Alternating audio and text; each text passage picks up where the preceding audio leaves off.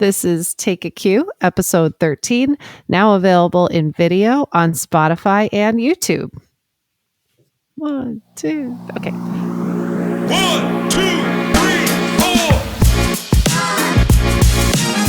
4. Welcome to Take a Cue. I'm Jen Wise, 4th and 5th grade instrumental music teacher. And I'm Erik, 8th grade band and jazz band director. We are two veteran educators with over 35 years of experience teaching music in New Jersey public schools between the two of us. We're excited to bring teaching experiences and insights to you. So excited. Whether you're just starting out in your teaching career or you've been teaching longer than we have, this show will help you grow with new ideas and perspectives about music education and teaching. We hope you'll be just as inspired as we are each time you tune in. Before we begin, if you enjoy our podcast, please help us out by doing a few super easy things. First, subscribe on your favorite podcast app. Then make sure you rate the podcast and leave a review. It helps people find our show who haven't yet, and we really appreciate it. If you find that you get a lot out of our episodes, we'd be grateful if you considered becoming a monthly supporter to help us grow the podcast. You can sign up to make a secure monthly payment using the link in our show notes or on our Anchor site, anchor.fm/takeaq. That's all one word. Also, if you have questions or comments about anything you hear on the episode, come and interact with us on social media. We are Take a Cue Podcast on Facebook, Instagram, and Twitter.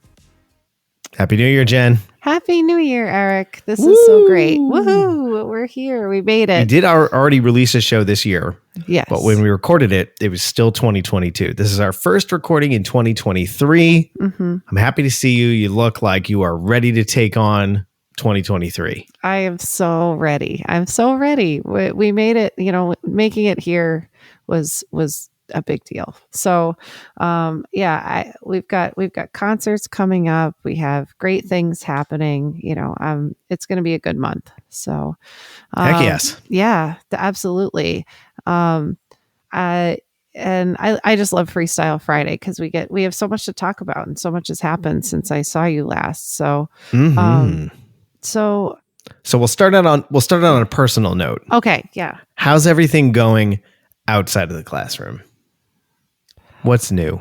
Oh, we spent winter break potty training. We did it. Oh, yes. Like not me, not my husband, my son. So he potty trained. We took a good 4, 5, 6 days during winter break to really make sure it stuck. And yeah, it was. It happened. So we're yes. Bye diapers. We're moving forward with life. So we've got our Elmo and Cookie undies, and we're rocking them. TJ had a doctor's appointment. My son is 2 and 5 months today, by the way. So he had a doctor's appointment the other day, and there were 3 or 4, physical therapists and half a dozen parents sitting in the waiting room and all the receptionists and office manager. And he walks in and, oh, TJ, how are you today? I peed in the potty. The whole place cracks up, So, we're very proud. We're very proud. So always a good day for anybody when that happens. Yeah. He's doing great. He's got good aim. We're rocking and rolling. So I know it's a little too much information, but that's it. I mean, 6 days of my life we spent, setting that routine. So kudos to you for trying it during winter break. We potty trained both the girls during summer break, where we could just spend the day outside, and if they peed in the grass, they peed in the grass. Okay. I mean, maybe they'll listen to this and get really embarrassed that was a thing. I don't know. Oh, Kate doesn't really listen to the podcast, but Maggie is an avid listener, so That's right. Yeah, TJ listens into the car. In the car he says, we listen to Mommy and Erik, and then he goes, Mommy and Carrot, because he thinks it's funny that Carrot and Erik sound the same. So he lovingly calls Erik Carrot. Though he won't say it to my face. I've yet to hear him say it. Oh yeah, but he does. And it's very cute. So, so that's what we've been up to. Nice. Big deal. Congratulations. It was. Yeah. How about all you of you. Thank you. Congratulations to all of you for making it through. Thank you. Thank you so much. How about you? What have you been up to at home? Well, break was fine. It was a time where we got some stuff done that we didn't maybe had been putting off for a little bit. And of course, we got back to school, and somehow during the fall, all of us have pretty much avoided any major illnesses. And what happened this morning? Kate tested positive for COVID. Almost exactly a year after she had it the first time. Oh, yeah? Yep. Oh, poor baby. Yep. She was actually the first person in our family to have it. We were all vaccinated. At this time last year, she wasn't eligible for the vaccine yet. And so she brought it home, and then we all got it within like 2 days. Oh, okay. Even though we were vaccinated, but nothing serious, Right. Probably because we were, vaccinated, but we all got it. So we all spent like 10 days at home, because at that point you were quarantined for 10 days, period. Right. There was not this 5 and 5 thing. So this year, sure, she got sent home from school on Friday with a fever, and she had a little bit of a runny nose, and she unfortunately last night started hacking, kind of a bad cough. So this morning we tested her, and yep, she has COVID. So, but she's in good spirits. That's okay. It's kind of one of those things you expect. Oh, well, I hope she bounces back. Okay. I hope you guys don't get anything either. So, yeah. Oh yeah, me too. Bummer. But the good news is, at least the concert in our school is done. Yes. I can't wait to hear. I mean, I heard some from my students who are the younger siblings of your students. Ooh, tell me, what did they say? I want to know. I want to know the gossip. The gossip. Oh, they said great things. They said the band was really good. They said they liked the music. What else did they say? And that was really it. No, humorous anecdotes or anything there. They said, oh yeah, it was really nice. And, they really enjoyed it. They kind of were like, yeah, I got one student asked me like, are we going to sound like that I was like, yeah, you are. You get to play like that pretty soon. Aww. Just a couple of years. That was sweet. But yeah, absolutely. That's great. Oh, I'm so glad it was a positive vibe from the youngins. That's a good thing. Yeah. Because we got a chance to meet them all, a couple months ago. Yeah. And so they're kind of like in it. They got to meet the kids, they got to meet us, and now they get to see us doing the concert thing, right. which is cool that they got that experience. Oh, wouldn't it be neat if we could bring up all the elementary schools to see like the middle school concerts? That would be great. That would be so cool. And if you haven't listened to our recruitment and retention episode from earlier in the month, we talk a lot about that, like sharing the music across grade levels and everything, because that's so important. Yeah. If you're looking at our episode list, that's number 12 with Brendan, my coworker at the middle school. And, but it was a good concert. I was happy with how the kids played. The kids were really energized, like really almost too energized. Okay. They were really great on stage. Their stage presence and professionalism was really good. I think their posture was pretty good. Like the moment lights went down, conductor walks on stage, they stood up, the audience eventually remember they were supposed to clap. Yeah. Okay. And I tell the kids before when we're practicing, I always say, if the parents don't clap when I walk on stage, it means they don't like you. Oh. So we'll see at the concert if they really like you or not. That's harsh. That's really harsh. Oh my goodness. My hope is that the kids then remember that and then go home and tell their parents, you better clap. You have to clap when Mr. D gets on the stage. Oh, totally. They would. They do that for you. I know they would. And we have a few plants in the audience that start the clapping if it doesn't happen, like Brendan. Oh, nice. Okay. That's cool. That's smart. That's really smart. Yeah. But anyway, so they were really excited. They played very well. I was talking to a colleague of mine. Well, I'll get into this in a little bit. But, the one thing, when I say they got a little too energized, we started the concert with Quad City Stomp, which is one of the two Sweeneys.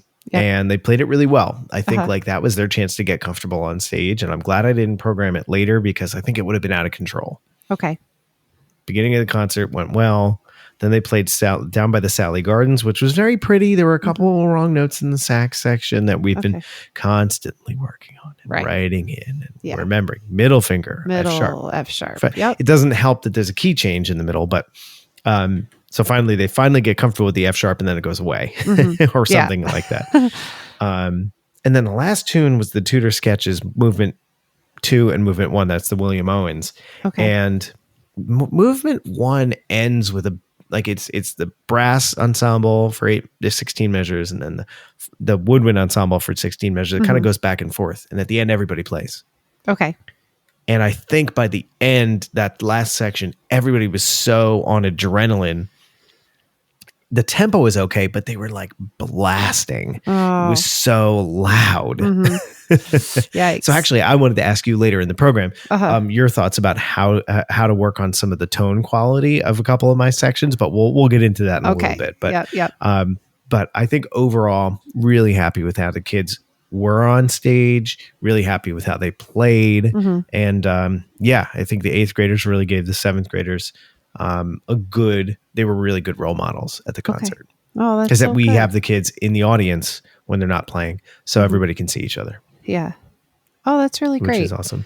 Yeah. Oh, I'm so glad that you get to do that. I mean, we had to not do that last winter because we had to have a limited audience. I don't know if you guys had to do that as well, but we did in the winter. Spring, I think, was open. Yeah, same for us. But I had a couple kids say, I joined chorus, so I didn't have to sit in the green room for the entire concert after I played. So I would have something to do and I didn't have to sit there again. It's like, really? That's interesting. And I was like, yeah, we had to have that conversation. Like, no, you're going to actually get to watch the rest of the concert because, I know you didn't last winter. So I thought that was, but it's so great that you get everybody to watch the whole thing. So indeed. Cool. So I know you haven't had your concert yet. How are things going in terms of preparation? One of my bands. So my birthday was Friday. Happy birthday, me. Happy birthday. I'm old now. I don't know if I knew that. Happy birthday. Oh, thanks. Well, yeah. So my birthday was last Friday.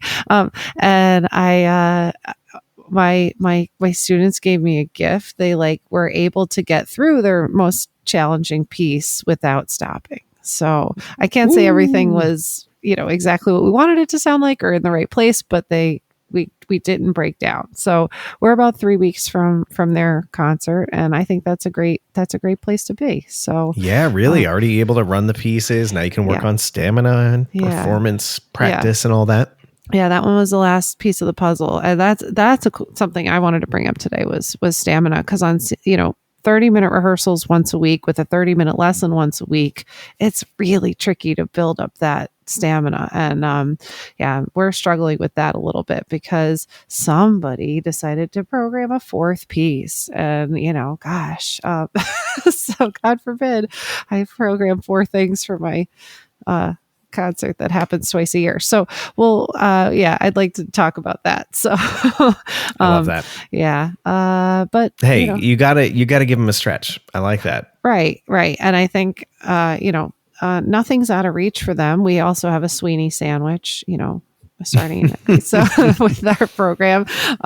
But it's like, yeah, I think we're getting there to that point where we can start to build endurance and run things. And that's about time. Cause like I said, the concert's 3 weeks away. So sure. I was listening to another band director podcast called After Sectionals, and if our audience hasn't listened to them, they should definitely check them out. They're out of Leander, Texas. Okay. And one of the hosts was talking about how she does not like to cut parts of pieces for their performances. Okay. And, I was thinking about, how do you know if you've overprogrammed, underprogrammed? Like you were talking about, or, you did a 4th piece. Right. I'm assuming that's probably not overprogramming, but it doesn't, to me, it doesn't feel like overprogramming, but I know, it's just every year's different, the ebb and flow of the year.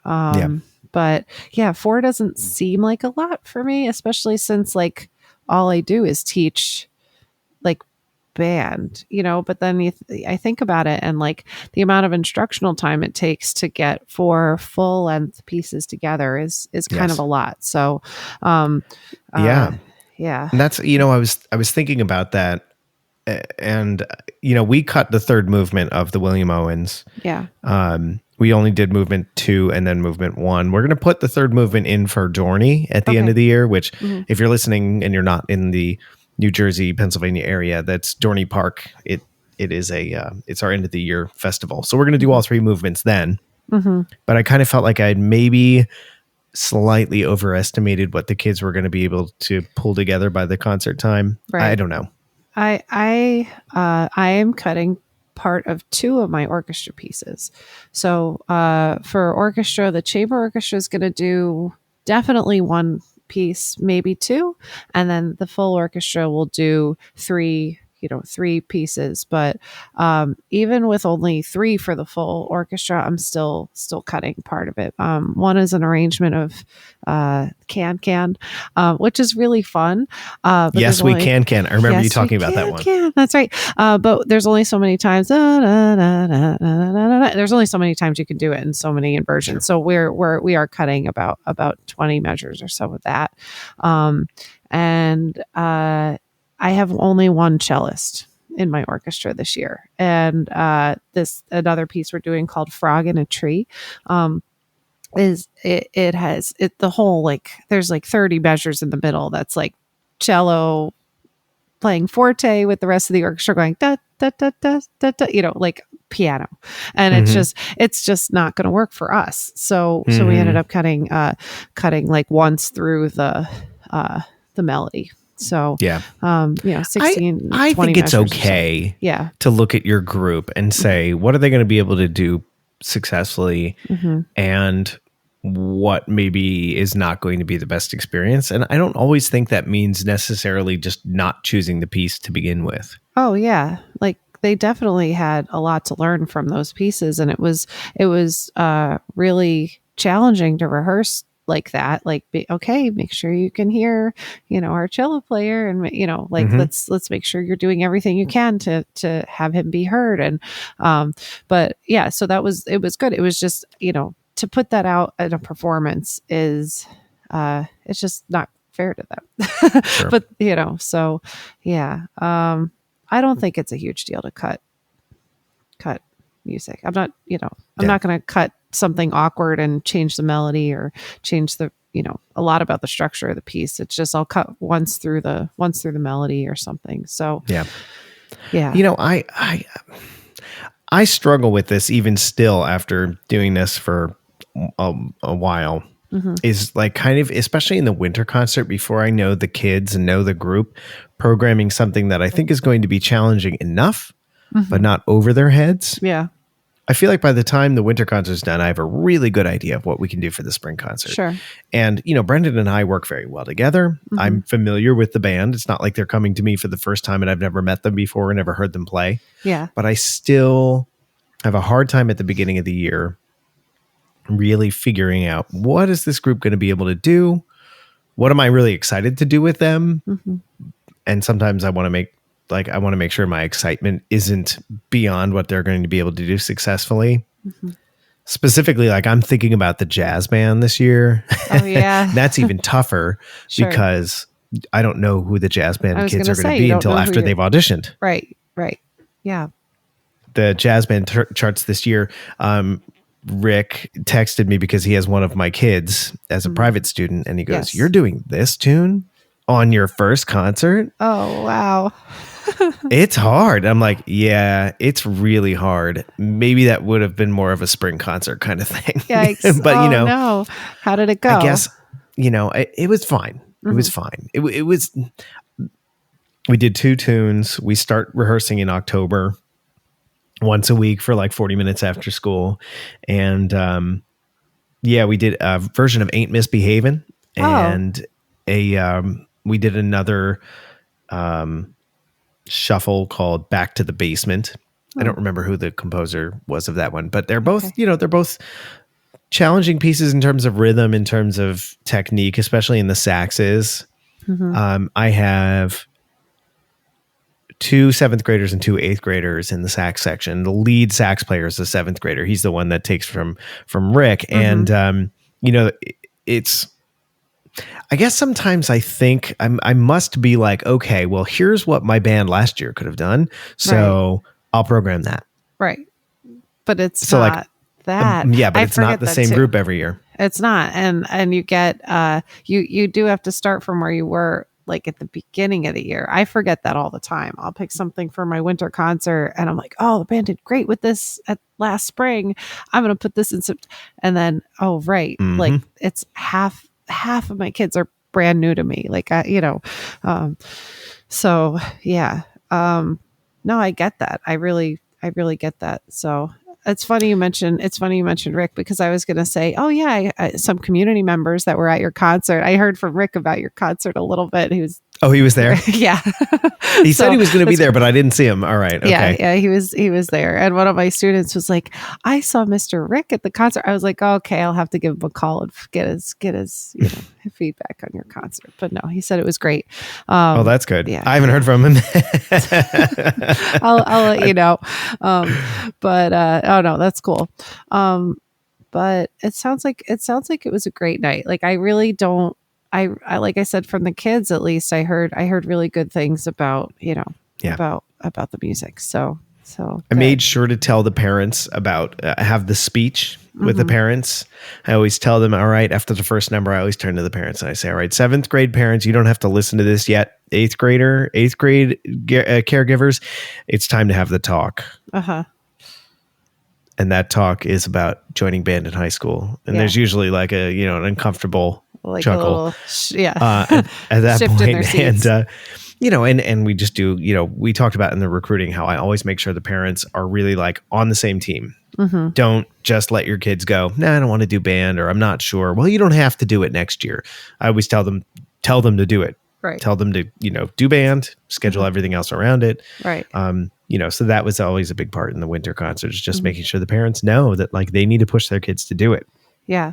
No, they should. And at least try it for a year. They just spent 4 or 5 years learning an instrument. You got to follow through. So yep. Well, so that was good. A couple of people, my colleagues who do our orchestra and chorus teacher do their concert together, and they usually do it in December before break. Right. And Brendan and I usually have our concert after break. And some people, including them, kind of they've mentioned before, like, oh, aren't you concerned about doing your concert after break? Like all the kids are going to forget everything and, they're not going to be focused and all that. I love doing my concert after break. Yeah. You like it? I feel like December is always so hectic for me and for the kids and their own families. Yeah. It's nice not to have to worry about doing a concert in December. Not that I really worry too much, but I like doing it in January, especially after a week or week and a half back. Yeah. I mean, if it was like the week after break, I'd be a little nervous. Especially since in our community, it's so diverse. Like so a lot of our students are traveling very far.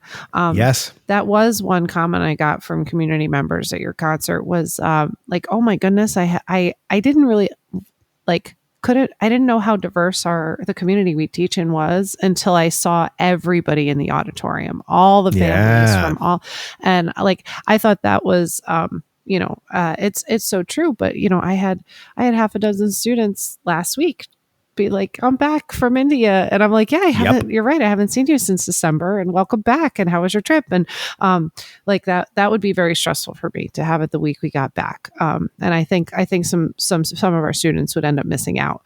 Yes. But yeah, there are always a couple kids that extend, or a couple families that extend their break, or like they have to, maybe they move it or something like that. But yeah, there's definitely a few kids who are always not back that first day or two after break. Yeah. So, definitely. So, and I get it. If you're, you're coming, your family's, that far away, like that's, what else are you going to visit, So, but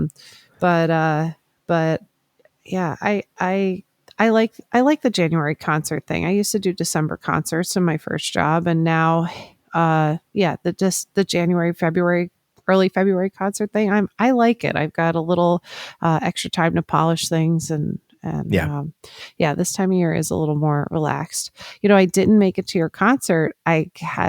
I went to my husband's concert, to Tom's concert, and I That brought was the right choice. I kind of thought so. So I brought TJ. I did consider concert hopping because I think yours started a half hour, an hour later than his. So, but yeah, I brought TJ to Tom's concert, and they're doing. Was this TJ's first like band concert? It Like wasn't. school concert for mommy and daddy? I brought him to one of the concerts last year, but everybody was kind of like, "Oh my gosh, TJ got so big," and it was a very sweet moment. Like, so there's Tom warming up the third grade chorus, and they're all lined up by homeroom and everything, and he's like, "Oh, say hi to TJ," and they're all like, "Hi, TJ," and he's like, "Whoa."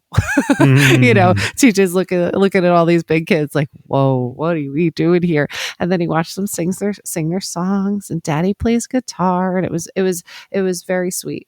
But they're still doing staggered grade level performances. So the third grade came in and did their thing and then left, and then the fourth grade came in and did their thing and then left, and then the fifth grade chorus and band came there. So it was like staggered concerts. So it was really fun to see, and TJ's just so happy to see his daddy doing what he does. So I love that. Yeah, so he's starting to get it. Like he's starting to understand what we do. But yeah. So speaking scheduling, Sure. I wanted to throw this out. Okay. And I'm just curious of your thoughts on it. I don't think it would work at the elementary level. Mm-hmm. But one of the things that I feel like with the middle school is that we have too much rehearsal time before our concerts. Oh, wow. Which I know is like a really nice problem to have. Yeah, I was going to say, I'm going to string you up by your toes, Erik. Just kidding. But, I feel like I don't think I'm the only one out of the directors at my school who feels this way. Mm-hmm. And I was curious what your thoughts were. Have you ever been in a situation where you did 3 concerts in a year? Especially when you were teaching middle school. Oh, definitely. Yeah. When I was at Madison for a year, we had band every day. Right. In the schedule. So we had a November, a February, and a May concert. And they were all, they were all at night. They were full concerts at night. Now we had the auditorium size was big enough to be able to do that. Our orchestra and chorus concert is at the high school because they can't fit the audience in our and frankly, they can't even fit the ensembles in our auditorium at this point. So I would never suggest hey, we got to do those. We got to move to the high school 3 times a year. That's a lot. Yeah, sure. But I feel like I would like to do maybe fewer pieces on a concert, but more concerts. And there's also the issue of not, the issue of being paid for extra evening activities and all that, but we can get into that another time. Yeah. But what are your thoughts on that? How has that worked for you? Has it worked for you when you were in middle school? Yes, it did work for me. Just because I did feel like it was the right thing for the kids in front of me. Right. It's not the right thing for everybody. And I had I had a very, very long, deep conversation as part of my master's program about this with some of my colleagues, because their feelings were, in your first year, you need to just get the technique. You don't need to perform. You don't need to put it out there. You just need to just lock yourself in a room for a year, learn 5 notes really well, and then emerge a year later as a musician. I'm like, that's not the community I teach in. I don't feel like that is, going to be motivating for the students in front of me, right? So we created more opportunities to perform. So we did a December concert. Each lesson group played 1 song. Maybe we played Hot Cross Buns all together. That was it. Then in January, that was our maybe not January, maybe closer to Valentine's Day, we did another performance that was kind of the first time we put the band together. And we did either duets, but with the full band. So split parts or rounds, or we do just very 20 measure arrangements of folk songs. So we do that in January just for the beginners. So this is, I'm talking just fifth, like I taught fifth grade beginners. I'm not sure. Actually, I know for sure I wouldn't be able to do this with fourth grade beginners, but with fifth grade beginners, it was just enough to keep them moving and motivated. Then in March, early April, we did like a music in our schools type concert, like a round table. Each group performs one or two pieces, band, chorus, orchestra, all the way up through eighth grade. So we did that. We did that in March, and then a spring concert just before Memorial Day in May. So my beginners were performing 4 times in their first year. And Wow. I thought it was, I thought it was a really good motivator for them. And then all of a sudden they got to me in sixth grade, and that was another big adjustment. Like we did a December concert, the Music in Our Schools Month concert, and then a spring concert. We just performed 3 times in the second year, but having that extra concert in somewhere in March, this was, the state testing window now, it seems is, that kind of changes things, but having that extra performance forced us after winter break to say, okay, we need to get 2 pieces ready by March, like really ready, like ready to share. Because, your sixth graders, at least in New Jersey, aren't usually going to the region or state festivals. They're just not. Yeah. It's more for the 7th and 8th grade and the honor groups and the honor bands, for that level. So I had brought them to those festivals, but that was just, to kind of push the program forward. But so having that extra performance, I felt like is a big motivator for them. Aside from motivation, I just feel like the kids hit a plateau at a certain point in the process, in the rehearsal process, where, we could have another 10 rehearsals. It's probably not going to sound much different. Right. In 10 rehearsals from now. Yeah, sure. And I don't know. I don't want the music to get stale, but I feel like having more, do 2 tunes on a concert instead of 3. Right. Do a concert in November, do 2 more in February, and then do 2 more in May. I don't know. It's something we definitely have to look at. There are the issues of the extra duties at night and all that. And, the entire music staff would have to be on board with that. Right. You can't have like the band teachers doing 3 concerts and I know. Orchestra doing 2 or something like that. Yeah. I just, those years that we didn't end up doing all of that, or that we needed even more, because I had those years too. I just had groups that just were hungry to do, more things.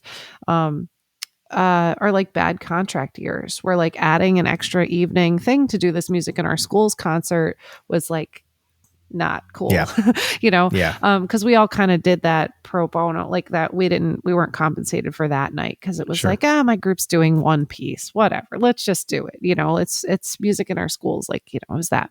So I came up with like other things for my band to do. Like one year we recorded a video Valentine and sent it to the high school band.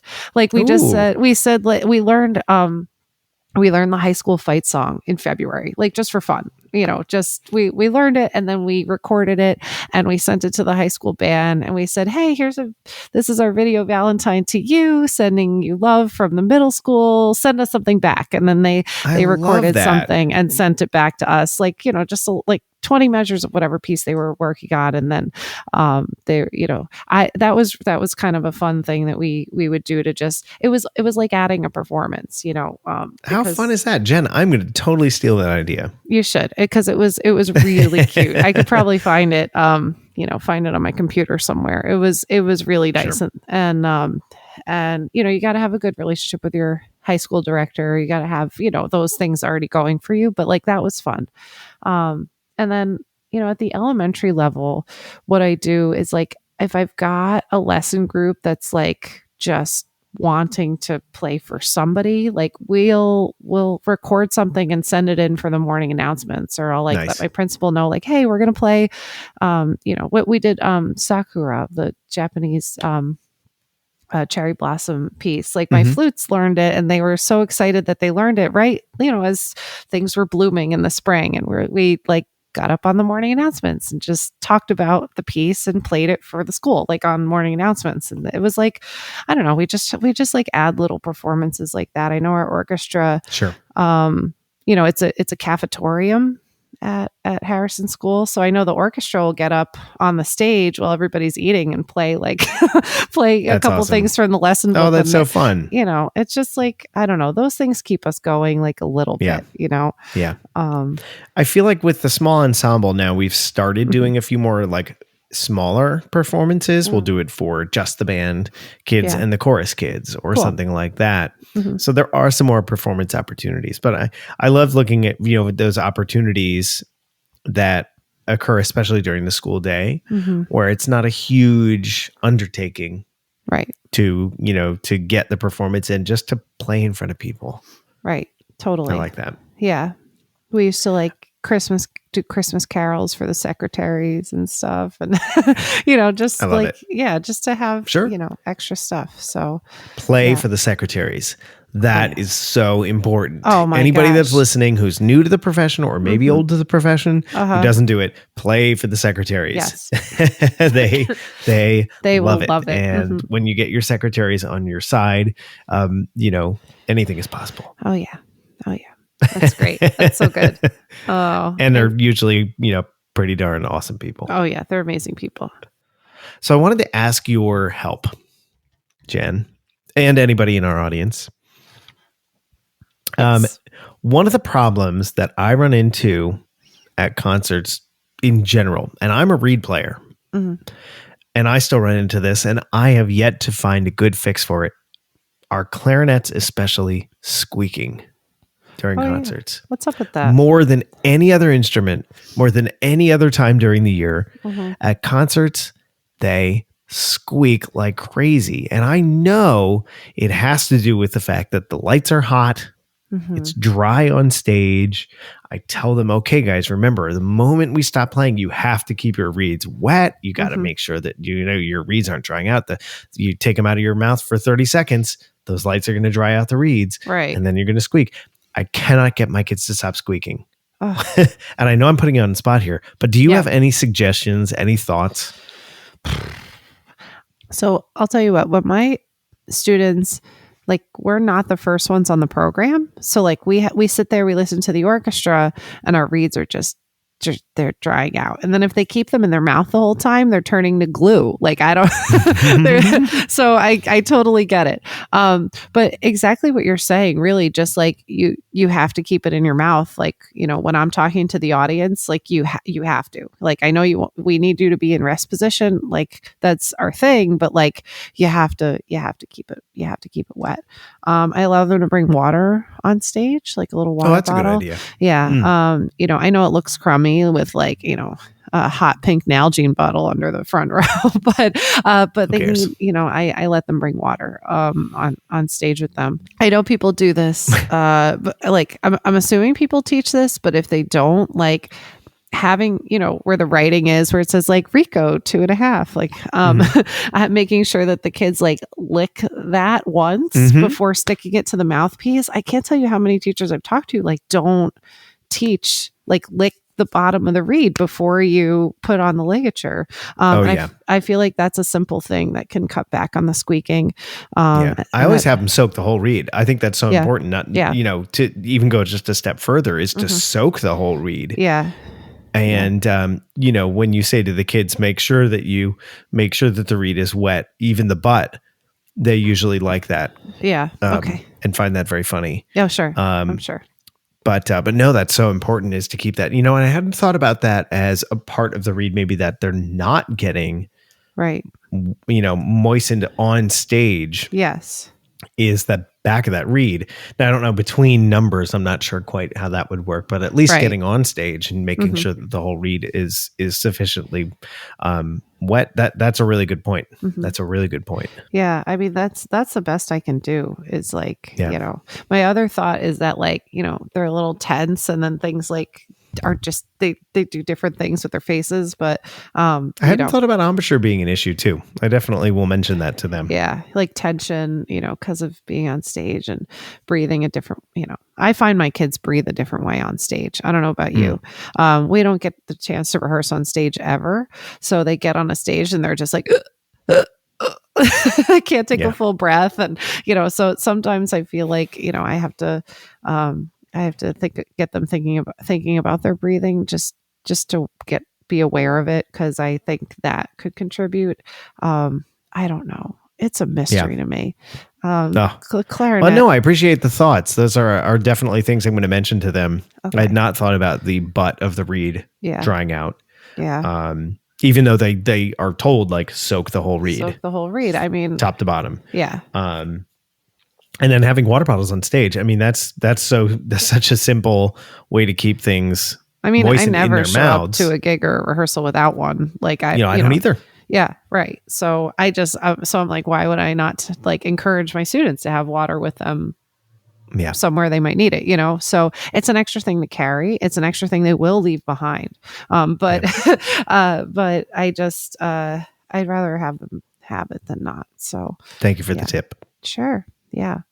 So you had your concert. What's next? Like what did you guys take away from that performance? Did you get to talk about it yet with your kids or? I haven't even seen the whole band yet. Okay. I will see them Tuesday. Okay. And if I'm there Tuesday. Oh. And but yeah, the kids that I have seen were fairly happy with it. You know, we're always, as musicians, we're always our own worst critics, and especially middle schoolers love to tell you about all the things that went wrong. Oh yeah. But you know, but generally I think it's a pretty positive experience for them. I know something that I'm going to keep working on with my kids.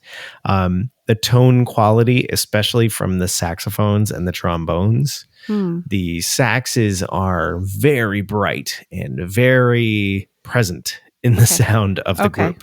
And there's only 6 altos, but they are very present. Okay. So we're going to work on, you know, darkening up that sound and making them blend a little better. Sure. And a lot of times it just comes down to like, don't play forte when it says piano. Okay. Well, that would, that would be a nice thing to do. Okay. But it is a tone quality issue. Same with the trombones. I have 4 really solid trombone players who I think get very excited, especially when it's concert time. And I think they tend to push that sound and get a little nasal. You know, that little buzzy, even though a couple of them are playing on larger bore instruments. Oh, yeah. Yeah.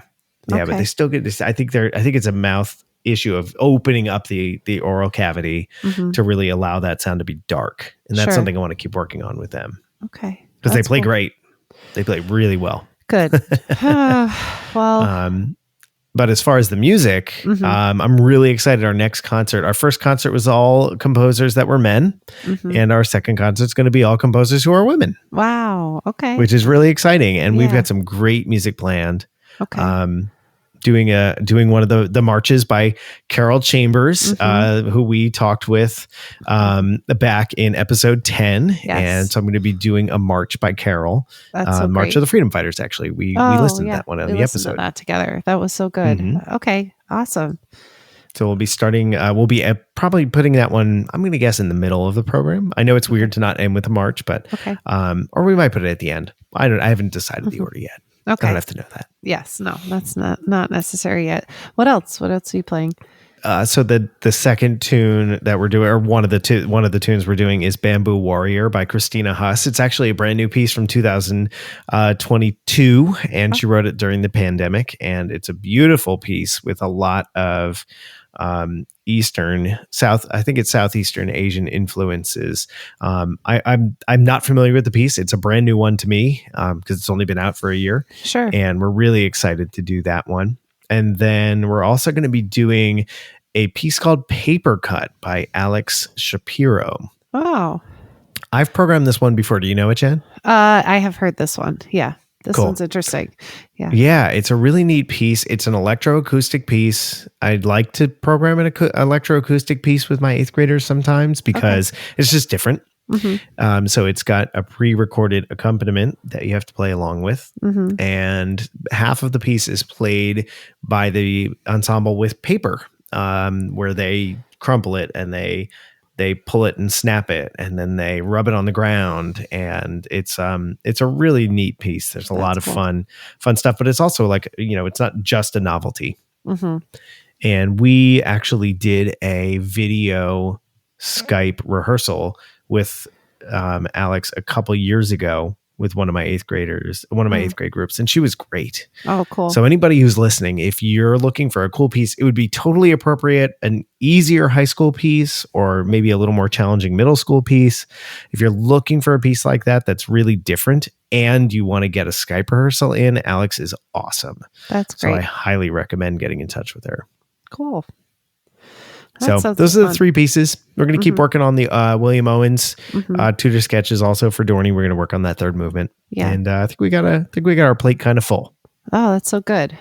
That was a long answer to your question, Jen. Hey, no, that's great. I'm so glad.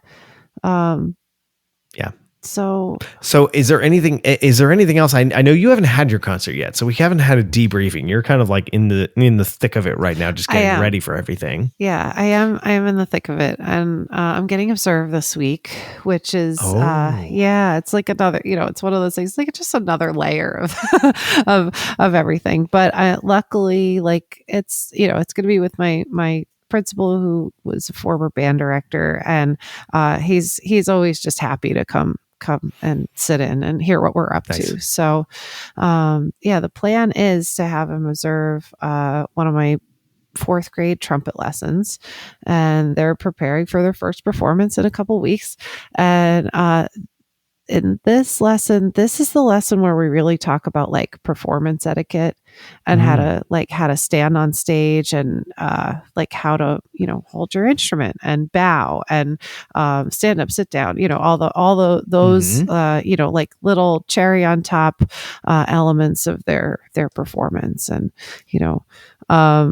so it's a good lesson. It's a necessary lesson. And I think it really gets the kids like visualizing themselves on stage, like visualizing themselves, performing and being out there. So I think it's a good lesson all around. So that's coming up for me this week. So well, good luck with that. Thanks. Yeah. Hopefully it goes well. And Now, do you get stressed about your observations? I do sometimes. I do. It's hard. It's hard not to. You have like other adults in the room. Like, I just wish they would come always to like an ensemble rehearsal. I don't know if anybody else feels this way. Like coming to a lesson, like I don't know. It's this trumpet group. It's 5 or 6 4th graders, right? And to have another adult presence in the room besides me, like totally disrupts our balance. It messes with our mojo.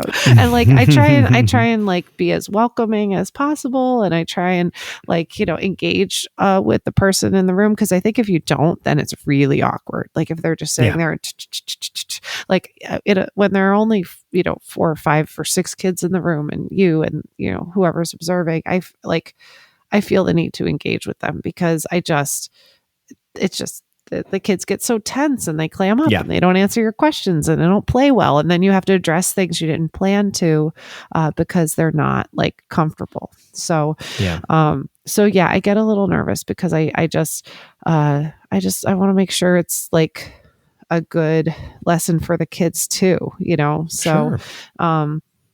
But hopefully this will be just that. It'll be, we're talking about performing and we'll have an audience. So I'm hoping that this will kind of like just flow and, and work for us. So, but I think the kids get just as nervous as we do sometimes. So do you feel that way? Do you like, I don't know if I get nervous for observations, but I also not so much in the last couple of years, but my first few years at Livingston, I ran into the issue of every observation was in general music. Oh, even though that's only like 20% of my job, Sure. it seemed every observation was general music. Oh, wow. And I don't know if that's because that they know that class is scheduled Right. at that time, because of the rest of the lesson schedule, I make it myself. Right. And it rotates and sure. Yeah. So while I'm always happy to have administrators in at any point, like it's not a big deal, it was interesting that I kept getting observed for the class that was only 20% of my job. Wow. But recently I've, when the administrators reach out and say, hey, you have an announced observation. When should we, when can we get together? Right. Or they say, well, you have an unannounced observation. When might be a good time to stop in and give us a few times when you're, thinking. I always say, hey, band is this period. Right. I also have lessons this period. Right. And I usually leave general music out because they've seen so much general music in the first part of my time at Livingston. And so really I've had administrators in during lessons and during band more often. I just had an observation last week and it was unannounced. Okay. And my vice principal came in and observed one of my small ensemble classes, which is actually the largest small ensemble class. It's 24 kids in that class. And they were performing. They were, one of our projects that we do is learn a song you want to learn, like a melody you want to learn that you don't already know. You can learn it any way you want. And then you got to perform it in front of the class. Okay. And so it was performance day. Okay. And he came in and, we do our little what did you, we do a little feedback from the kids and I give a little feedback. And it was really cool. I know my vice principal, Andrew, has a 9th grader who is like he's like a more advanced instrumentalist in his school here in Northern New Jersey. Sure. Yeah. So Andrew started like offering like feedback to the kids too. Oh, wow. Okay. He's not a music teacher. Sure. But he was offering some really nice, nothing critical. Right. But he would be, he would talk about, wow, your sound was so clear. I was so impressed with the way that every note, you could hear every note clearly. So it was kind of cool to have him there. Really nice. And he jumped in, which is rare. That is rare, but I like that. I like that. That makes me feel good when I'm engaging enough to have that person like just jump in, Yeah. So like they're part of the class too. Yes, totally. Oh, I like that. That's so good. So, all right. Good luck with your observation. Yeah. Thank you so much. Is it this week? I forget. This week or next week? This week. Yeah, it's this week. So, no, it'll be great. We're going to have a great time. So nice. Yeah. And then good luck with your concert. I know it's only it's a few weeks away. It's a couple weeks away, but we're rolling, we're rolling towards it. So I'm excited to hear about it. Yeah. Thank you. Yeah. We're going to, I'll tell you all about it in February. So yeah, I didn't get to tell you about my Roxy mug. Oh, I can't see it. You're very pixelated. Oh no. Oh. So there's Roxy. That's Roxy, the dog. She's sleeping. And there's Roxy looking like a model. She's posing. And there's Roxy in her new coat. I love that. Was that a new gift? No, this one's old, but so here's the thing. I had 2 mugs in my hand. I was trying to choose which one.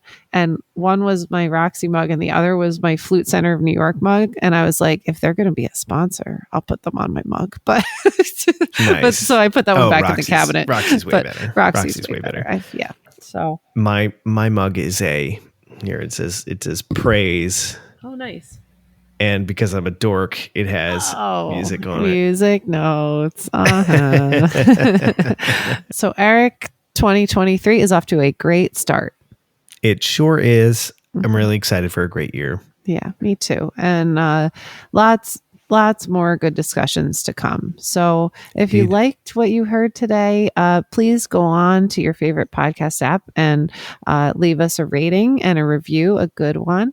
And please subscribe to the podcast if you haven't already.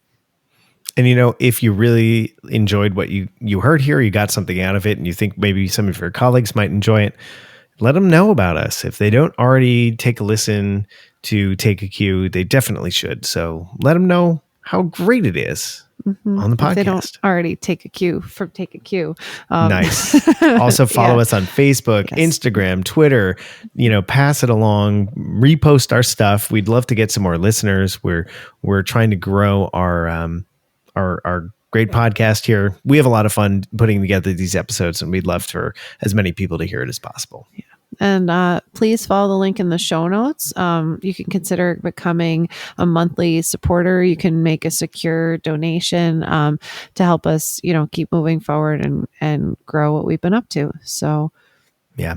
And if you have any other ideas for episodes, let us know. We've had a few people get in touch and give us some cool ideas, and we've even put a couple of those out there. So let us know your thoughts. And if you've got ideas on how, I can get my clarinets to stop squeaking on stage. Gosh. Please I really want tell to hear us. about it. Please tell us. Other than don't have clarinets in the band. Wow.